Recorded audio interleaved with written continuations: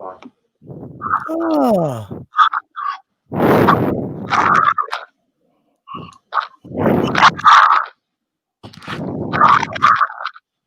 Hello? Hello, Bobby. Hello. Hello, Bobby. Welcome. Today is Asara B'Tevet, the 10th day of Tevet, Yom HaKadish HaKlali. Bobby, can you hear me? Very luckily. Is this better? Can you hear me now? No, but I've got a very bad background noise. Yeah, I think we're going to have to put up with a little bit of interference because we can't get a better line. Okay, let's just. Okay, it is what it is. Let me just check. 1 second.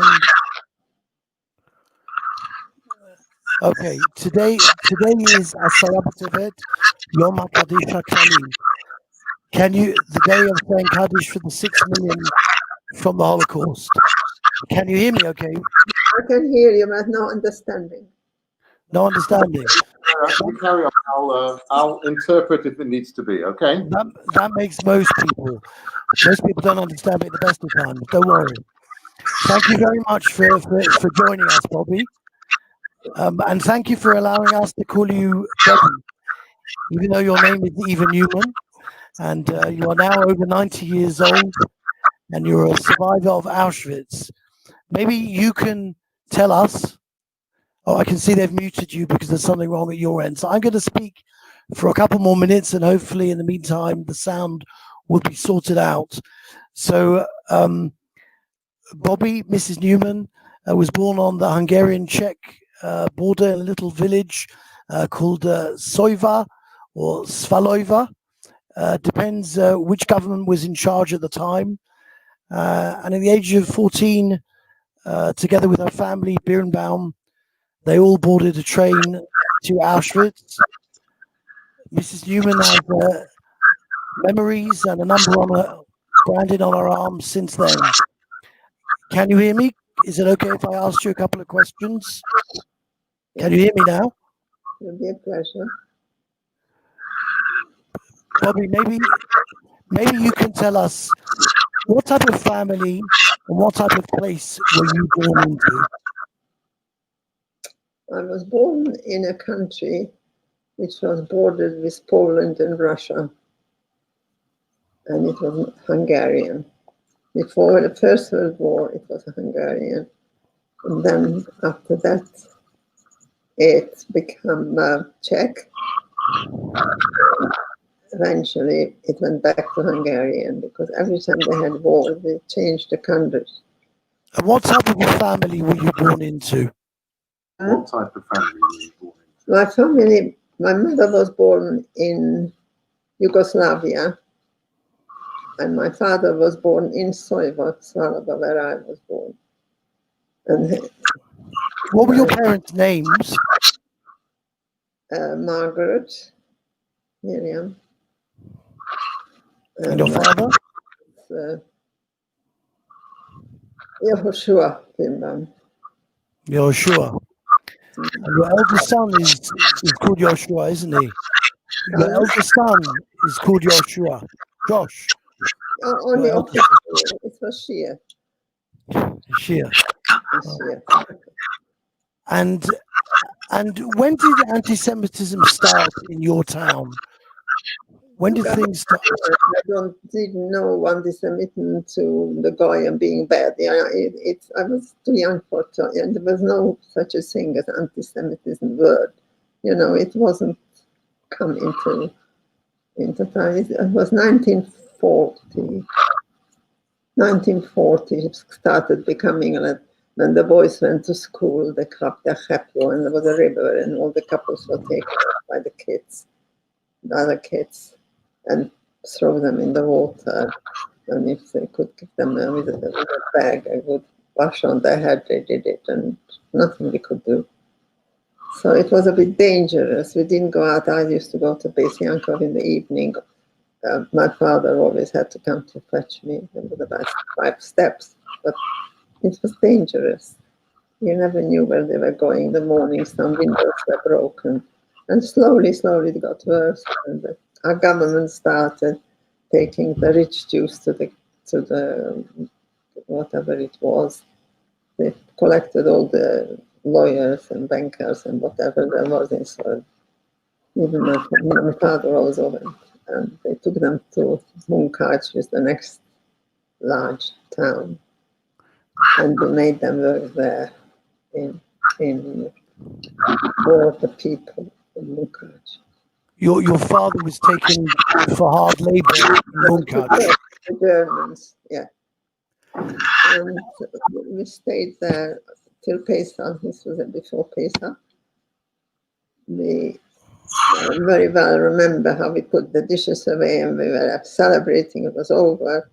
And then my father went in the morning to shul, and with my brothers. And before we turned around, he came back. I said, "Why are you back? It's 6 o'clock in the morning." So he said, "The whole street is with black shirts." You know, black shirts was one of the SS uniform. And then they came with, he brought my father back home and gave us instructions. We can each have a case and a bag, and we don't be too heavy, we will have to walk a lot, etc., etc. Took away all our jewelry, which we have prepared to be taken away. And then they noticed my necklace with a little Magen David on it, and looked at me, and I didn't smile, just looked at him angrily. So he tore the necklace off, you know. Little things like that happened. And after that, we went to the shul. When all the Jews were collected in town, we all went to the shul, and then we had to wait there. We didn't know for what. And then we were there about 3 weeks, which was no beds, no nothing. It was the brick company. And this is just after Pesach 1944. Just after Pesach 1944. And you were taken to a brick factory, all of your family, all the Jews. I don't understand what you're saying. You're crackling. You must see The brick factory.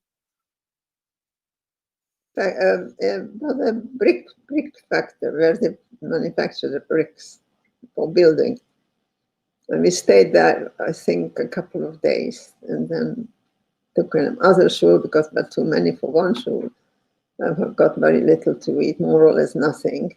Piece of bread in the morning and very little, except we still had things which we brought with. And after 3 weeks, about very early in the morning, they said we have to stand in alphabetical order. And when we were finished, so they took us out first in alphabetical order. We just went on these wagons, which you probably heard of. The beginning. What's your maiden name? Pardon? What's your name? Birnbaum. We were near the beginning. Pardon?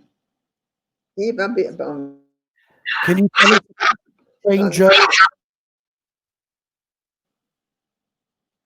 Can you tell us a strange journey? Where were you going? Can't understand it. Yeah, how was the journey? A journey is not a long journey, it's an hour on trains.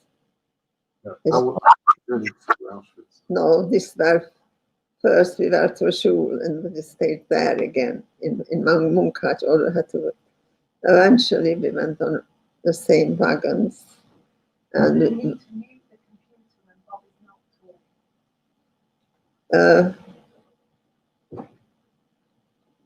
what was the last question? What was the last question? Did you know what was taken on the train? Wait a minute, it doesn't work. I know there's something wrong with my mic. I think I'm sorry. Sammy, Mrs. Newman's son is sitting next to her. Sammy, can you hear me? Sammy, can you hear me? I can hear you. Well, I'll have to unmute and mute as we're going along. Okay? Can you Okay, you can. Yes. Can you ask Bobby to describe the train journey and whether they knew where they were going to, and what was it like arriving in that awful place? Okay.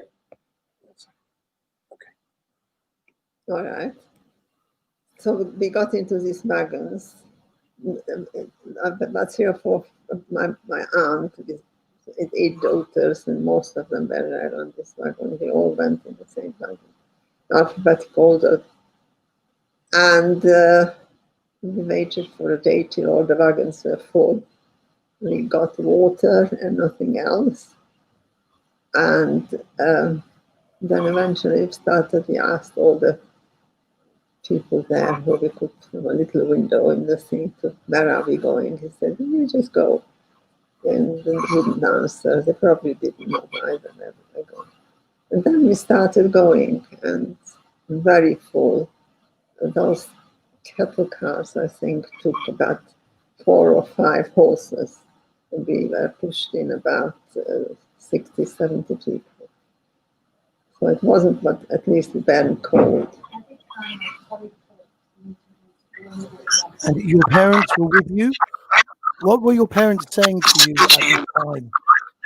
What did your father say to you on this journey? What was he saying to you? No, he never said anything, because they said, come on, get into the wagon, the work is waiting for you here. So we started going to work, because in the ghetto we worked. And so but I'll tell you something, that my father took to me so many rubbish I can see now. He invented things, When we arrived, I saw the chimney. And I said to my father, look, Daddy, so many people and so much chimney and so much smoke. What is it? No, look at it. See how many people there are? That's why they're breaking bread. It's nearly morning and they're breaking bread for the morning. That's why it's so smoky and dark. And I believed it. I was 14 when my father said it to me. Where had you arrived, in fact? Where had you arrived? When did you arrive? We arrived about 4 o'clock in the morning. Where? In Auschwitz. In Auschwitz-Birkenau. Yeah. And then what happened? The train sometimes stopped because the train before didn't go away. It was a schleppy train journey. And not everybody could sit down. So my mother sat with my younger brother on the floor, and she just, they were born and there, and either.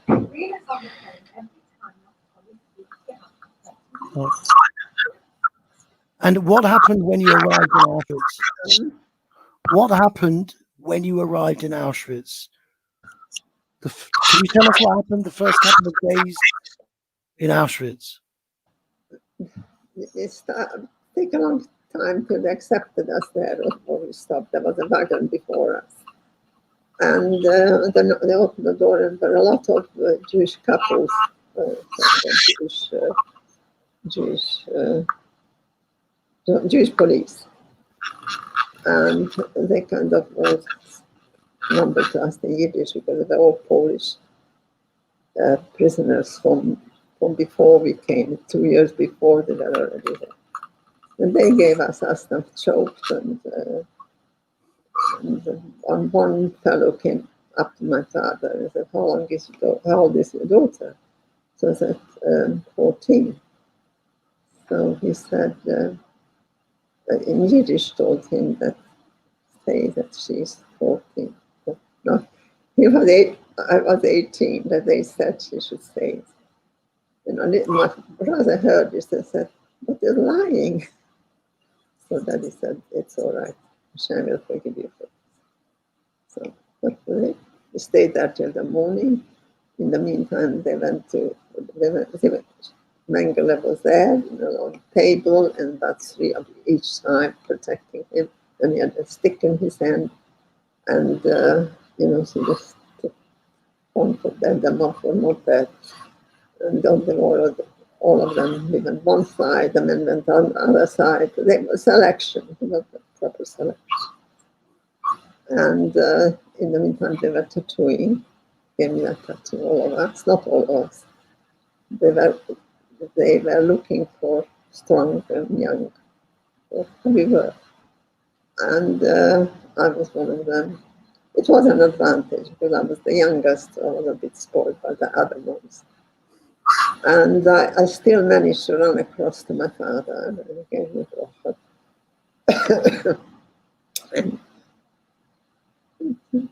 And he gave me a whole speech. Don't worry, we'll see each other and look after mommy and look after the boys. My boys were younger. And that was it.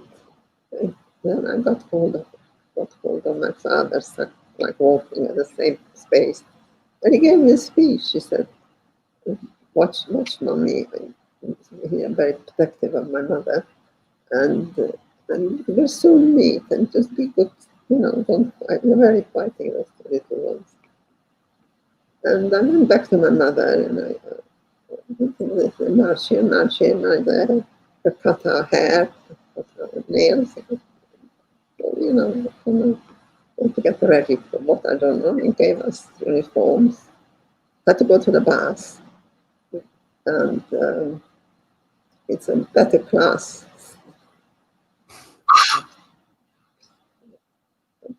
We were the better class of the bunch. It didn't look then after Humbert. It still were a bit of flash on us.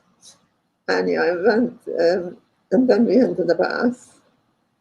And then we got the uniform, and we went into our bedrooms, and we had to choose, the barracks, the bed. What's a bedroom? What's a bedroom like in Auschwitz? What's a bedroom? What? What's a bedroom in Auschwitz? You said a bedroom. What was your bedroom like? It was made out of woody barracks, just like barracks. And there were, in line about four layers, and in each layer four of us went in. And there was one blanket, 2 blankets per each. It was still not enough for four. So we were lying like, one into another. We couldn't stretch 4 of us. It wasn't, anyhow.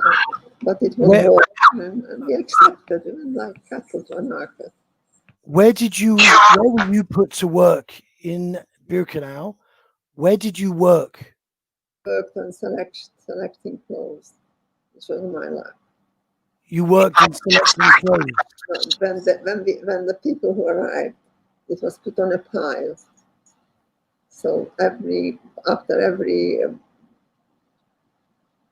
groups which came was hundreds and hundreds of clothes, and that was thrown out of the wagons and put in a pile, and that was my job. Our job, to select ladies, men's sheets, each spread out and select. And the men in the morning came and picked it up. And the men Did you see the gas chambers, the crematoria? Did you see that? And part of my staying, I worked there because we had less and less. Most people were going on further on, and there wasn't enough workers. So I was there, but not right in the crematorium, the room before the crematorium. I took the clothes out, or they took off. And on the other table, they gave them the uniform or whatever it was called. And that was one part of the thing. When we went on a bath, and we were allocated. Did you see people going to the gas chambers? Did you ever see your parents, your grandparents again? First, I saw my mother again, and then I lost her. She had the 2 boys in her 2 hands, and after that, I lost her. So she went right in. But at that time, I didn't know it was crematorium. I didn't know what the chimneys were. So it wasn't so difficult. But once you found out what it was, then it was very hard. But at that moment, when we arrived, went through the, whatever it was called, the routine. I didn't know. My father said, look, they're baking bread. Oh, we need so many people. We just threw probably party. And How many members of your family went with you on the train to Auschwitz, and how many survived? my personal family, my father first, but my mother went straight to the crematorium. I took her to the door, but I didn't know what for. And it was just as knowledgeable as she was. And wait, where was I actually? Yes. Well, anyway, I brought her for my father, and don't do this, don't do that, and so see each other soon, discuss that. They only brought us here because they got a lot of work to do, so they brought you these people who are strong to work. I can say he told me half of that wasn't true. And, makes me feel better. Bobby, I want to ask you a question. I think Sammy can hear the question and relay it in case you can't hear me properly. Today is Asara B'Tevet. It's the day where people say Kaddish for the 6 million Jews. You arrived in Auschwitz 77 years ago, and you lost tens of members of your family there. You have a number on your arm. You worked right next to the gas chambers. You saw people going into the crematoria. Today, we're going through this pandemic. We're going through Corona, and everybody is stuck at home with their families.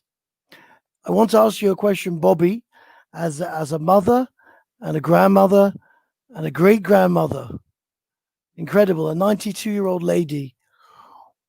What did you carry with you all of your life from your parents, from your mummy and daddy that you were parted from at the age of 14? What did your father teach you? What did your mother teach you that you carry with you for all these nearly 80 years? They didn't particularly tell me, but even today I'm trying to be like them. I don't know if I achieved it, but I always wanted even my kids to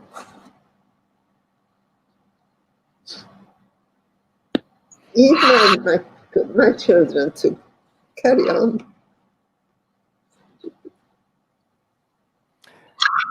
So, Bobby, I'm going to say a couple of words. I'm sorry this is difficult for you, but I know that all of your life, people have come to you, Eva Neumann, that so many people call Bobby, to ask you advice about life. You're a wise person. I know your grandchildren, your great-grandchildren, people all over the world, and the thousands of students, the tens of thousands that you've met through J-Roots and speaking in schools all over the place. They come and ask you advice, and you modestly say, I don't know, but I'm going to ask you. Now is the time where people feel stuck at home with their mummies and daddies. What advice do you have for them? Locked down at home with your mum and dad.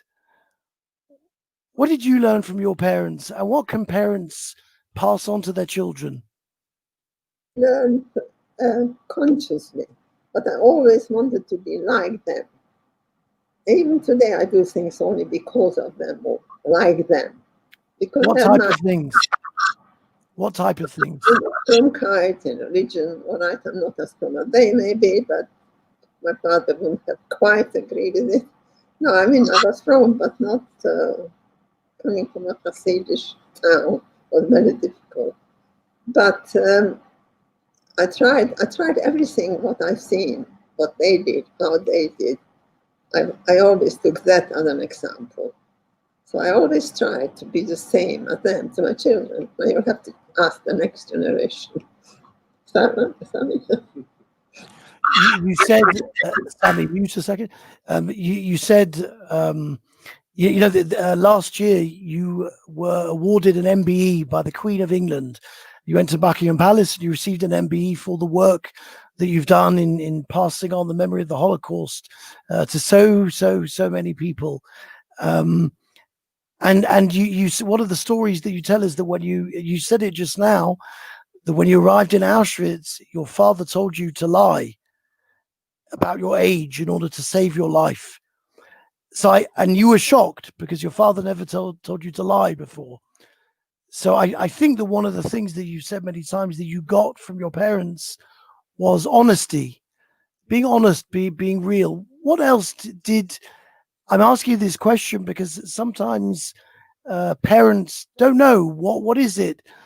What are the most important things that we can teach our children? You learn so many things from your mummy and daddy till the age of 14.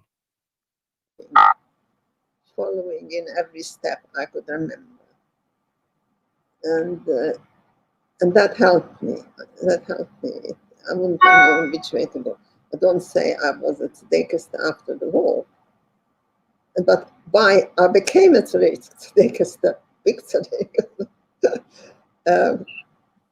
because I always said they wanted they wanted me to be like them. They never said it, but they were a good example, and I just followed it as much as I could. I'm not a tzedekist like my mother, my father, maybe my mother. But, I think if I can say, I think what I understand you saying is that whenever I've asked you sort of philosophical questions, you always say that. I think what you're saying is that your parents taught you by example, and that's the best way of teaching is by example, and that's what you've done for so many. Work harder for my children to become like, I didn't want to say like me, but like them. And I think they really tried. And I succeeded. How did you do that? How did you get up again after losing everything? What kept you going? And what has kept you going? I haven't yet accepted that it won't come back. It's a game, a main. You make it up in your brain. I don't know, last night or a long time I didn't think of it last night, but it might still come back, If you don't see that is a tragedy if you can't bury your parents. It's nothing positive, and that is very difficult. So, but on the other hand, you had hope. You had a lot of hope because you didn't see it. You didn't bury them. You didn't.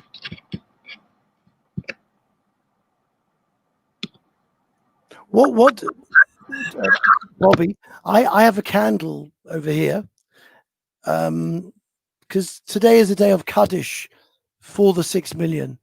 So people remember in different ways. Some people build buildings, some people light candles, some people say Kaddish. What do you think is the greatest memory that we can pass on from the 6 million? What's the greatest thing that we can do to perpetuate their memory? So you shouldn't forget that can happen. Even my parents, when they were throwing the bombs and they were locking us up, they still didn't believe it, that can happen. So the Germans will go away or will kill them, it'll be better. It's a very Jewish way of thinking. There's always hope. Hashem won't let us down. And I find it was some girls or some of them think, where is God? They was very busy with God. So either you had the attitude when you go back, you be very firm, or I was sleeping next to a lady who was Schreiber's wife, she knew us from home, and she had 2 daughters my age, and they always invited to have supper, like one slice of that together. And she always gave us a little bit of push to their Yiddishkeit. They were very Hasidish, But whenever it was a religion, she always held my hand, Bobby, you for 60 years you didn't speak about the Holocaust for 60 years, and then you suddenly started talking about it. I'll say the question again. For 60 years, you didn't speak about the Holocaust. And then one day, your grandson introduced me to you, and we had a discussion. And then you started coming back to Poland and speaking. Why did you decide to speak? What is your message? If we get older and you think there is some value of me speaking, we mustn't forget. And giving the other, nicht twice the kavas or, what, like either pitied or try to always make sure that they know that we are still human beings. It was very difficult. The ones who had guilt who were stayed at home, and the ones who didn't find their relations. I was lucky in every little place, I had a cousin here, a cousin there, and somehow at the last minute they pulled up me away from the misery and the health and the thing.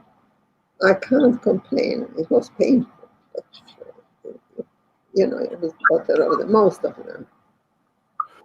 What's the most important message when you speak to young people?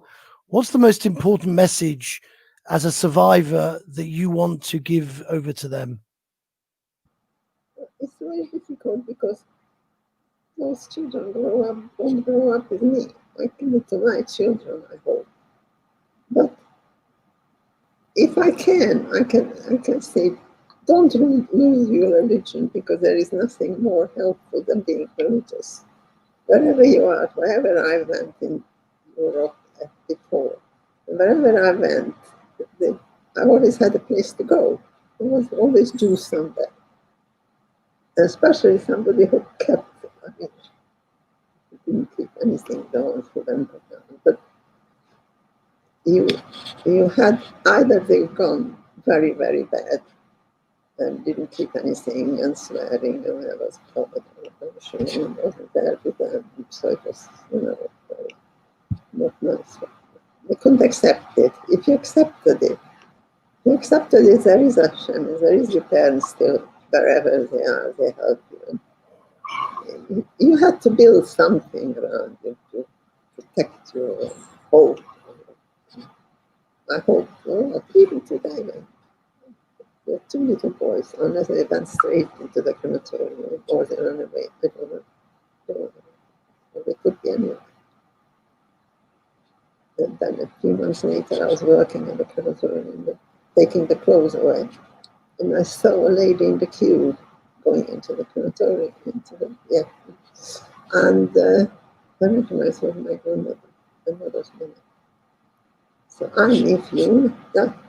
I ran to her, I kissed her. She said, "Where's mommy? Where is mommy?" I said, "Don't worry. Mommy's going to enter that door and you're going to follow her. And she is in there."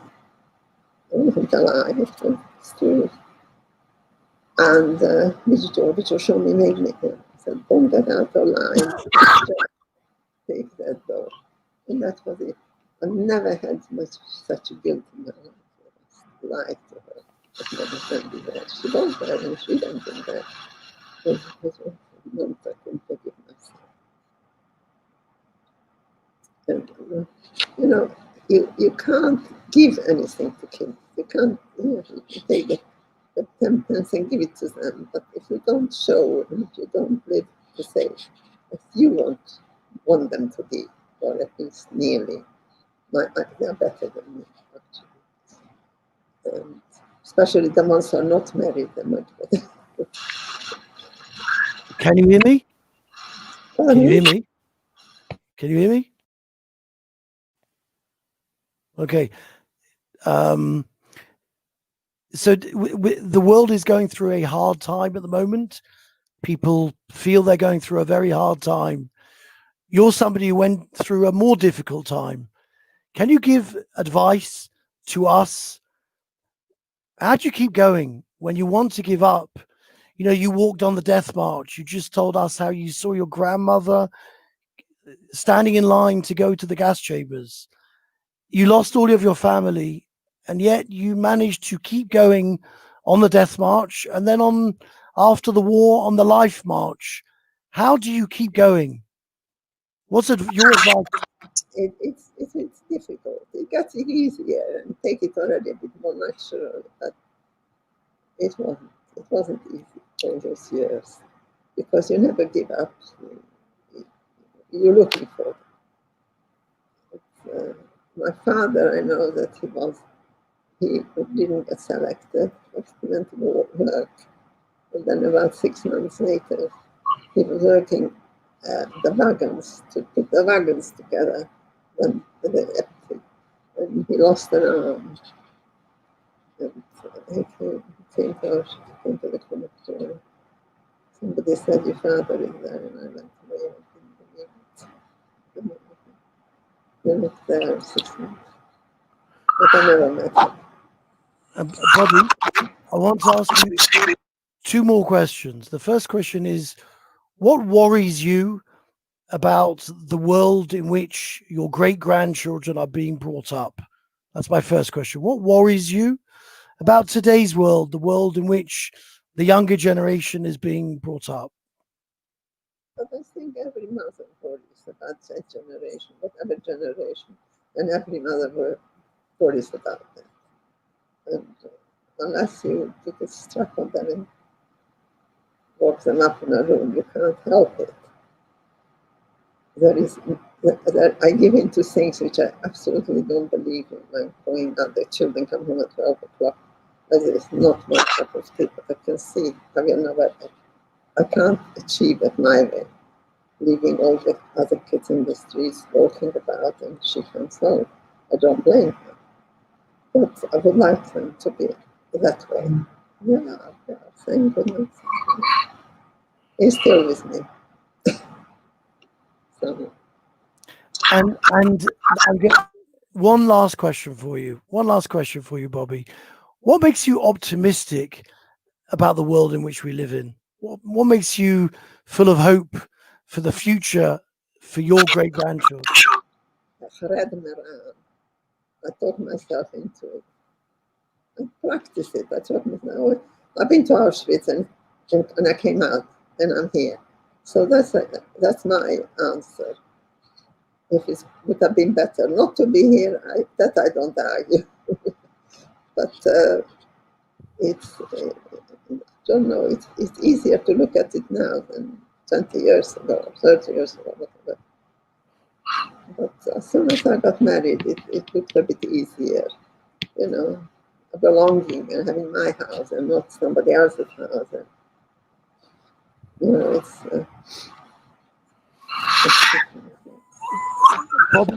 Bobby, can you give a bracha, a blessing to all of the people who are watching? What's your bracha? What's your blessing for all of us? to accept it, what you get, and make the best of it. You can't leave it to the other world. You can't leave it to the other people. You just have to behave in front of them the way they want you to be. And don't climb too high. Just take it easy and do your best. And eventually, you know, sometimes I do something, I said, a long time ago I would have cried here, but I'm not crying now. You know, you can talk yourself into all sorts of things. And that's very healthy. But it took me years not to want to commit suicide. And I knew that I won't commit suicide, so it wasn't so difficult. But that was in the evening when we went to bed, went to lie down at barracks. What are we doing? It's 3 o'clock in the evening. It's the safest time for commit suicide. And they all said, okay, 3 o'clock girls, we all got up. And that went on for 1 month, every day. But every morning we had to switch off the suicide was that you ran to the wires. And it was painless, it seems. And Bobby, what was the happiest time of your life?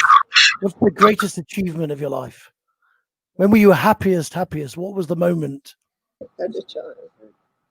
When you had a child?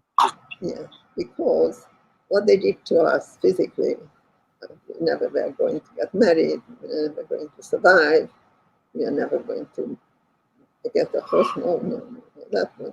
So we have to live differently. And then then when I got married, I would have never had children. What went through our notion.